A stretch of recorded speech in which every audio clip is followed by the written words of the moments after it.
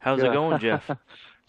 It's going very well, thanks, bro. All My right. last interview for the day today.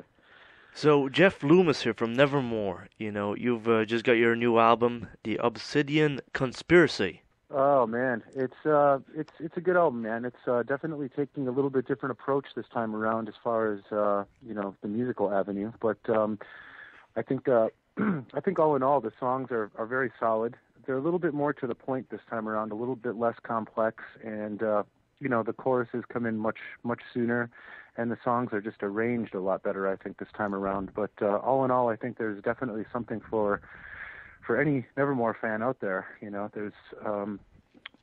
There's very very much points of huge diversity on this record. It goes from slow tempoed songs to mid tempo songs to very very fast aggressive songs. So there's something for everybody on this record, I think.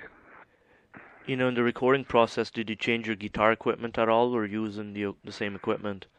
For the studio, we basically used Engel amps, which I've been using now for about 4 or 5 years. Basically, Engel is a German-made amp, and I find it to be the best amplifier I've probably ever used, as far as it being tonally extremely heavy sounding. But I use that amp called the Engel Special Edition head, and I also use the Jeff Loomis Schecter Signature guitar for 99.9% of the entire record. So yeah, those two things were basically the necessary components to get the sound that we were looking for on this record. Do you guys spend a lot of time writing the songs? The songwriting process, yes. I started writing the new songs for this album right around the beginning of 2009. And basically it's just the same thing I always do, man. I just started writing songs in my home studio here at the house and demoed songs, for Warrel, our singer. And I don't know, I came up with about 10 to 15 songs, something like that, and basically just gave him the songs, and he started writing vocal melodies and lyrics to them. And we entered the studio around mid-2009. So, yeah, the songwriting process was pretty much just the same. I demoed them out in my home studio and gave them to Warrel, and then we rehearsed them as a band. So that's how it usually goes.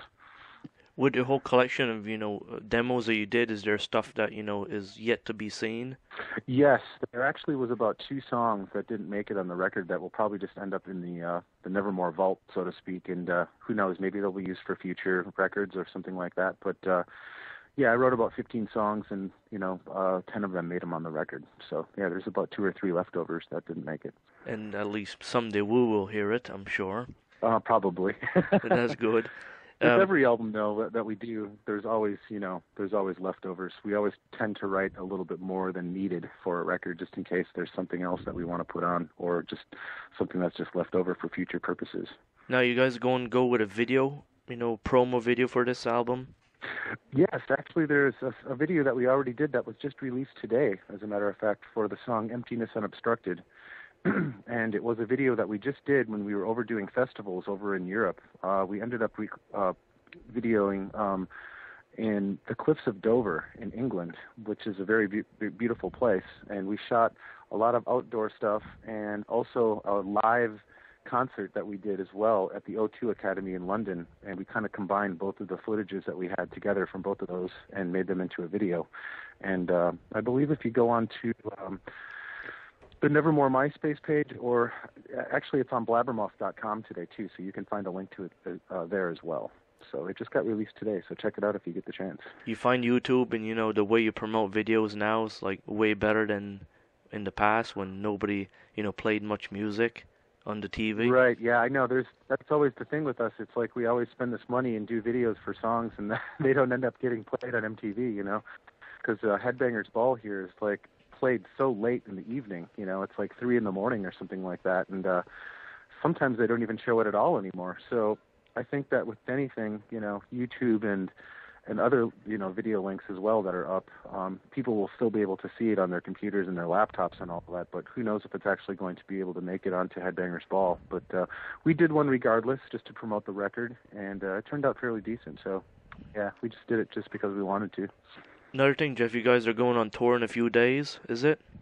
Yes, we're actually leaving for France this Thursday, and we're going to be doing a festival there called the Hellfest.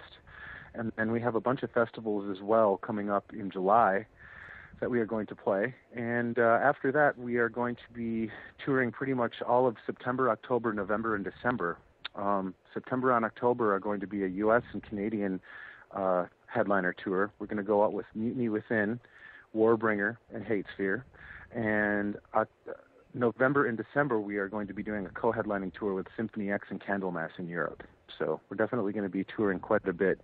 After that's done, there's also talks of us going to Japan, South America, and Australia too in the later on in 2011. So going to be touring quite a lot in support of this record. Touring compared to the old days, what do you think of it now? Still as good?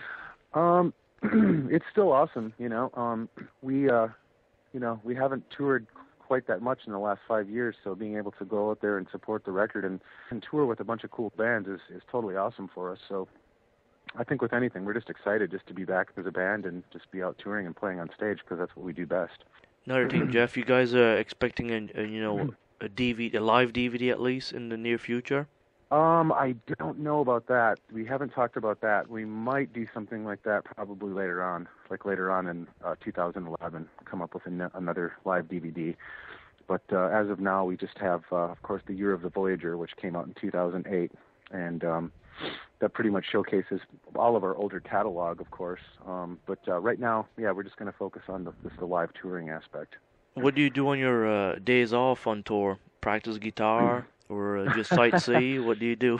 Well, I usually try to write more music, or Okay. I try to read, or we watch movies, or we sightsee, or something like that. It's just so quick. When you're on tour, you get to the city that you're going to play in, and then you have to set up and play, and then pack up and leave.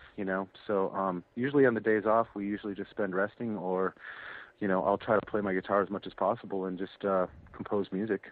So that's what I do in my time off. So with that, you bring a laptop, I'm sure, and record through your laptop and demo songs. Yes. I've been doing that. I've been using GarageBand on my Mac, and I'm also working with Boss right now, which makes a great little digital 8-track unit. It's called the BR800, and I might be bringing that out on tour as well. It's got a built-in drum machine and all that cool stuff, and all sorts of guitar effects. So rather than, having all the external components that you need to record on a laptop, this is very easy to just bring out because it runs on batteries as well, and you can bring it pretty much anywhere you want, your hotel room, et cetera, So I might be working with these guys to endorse their product and use that to write my next music on. Do you go to guitar clinics and stuff and show younger people sometimes when you're on tour? I haven't done that on a Nevermore tour. I recently have just done that on a solo thing that I've done myself. I did 2 separate European guitar clinic tours for Schecter Guitars, which is the guitar company that I endorse. And I was very surprised, man. I mean, it's opened up a lot of new doors for me personally as a musician, because I've never been known as a guitar clinician or anything like that. I've just been the guitar player for Nevermore. But being able to go out and talk to these, young, inspiring guitarists, is very cool, and it enables me to actually talk to these kids on a one-to-one level, and talk to them about the style that I play in, and I'm able to answer questions that I have regarding my style. So it's very, very cool, and I just started doing that. So there's probably going to be some more of that in the near future, of me either doing a separate tour of guitar clinics, or I might do that as well on the Nevermore tour too. We'll see what happens. Well, great stuff, Jeff. It's a pleasure talking to you. And thank you very much, my friend. I wish you luck and success on your tour. Okay, thank you very much for the interview, and have a good rest of the day. You too. Okay, bye-bye, man. Thank you.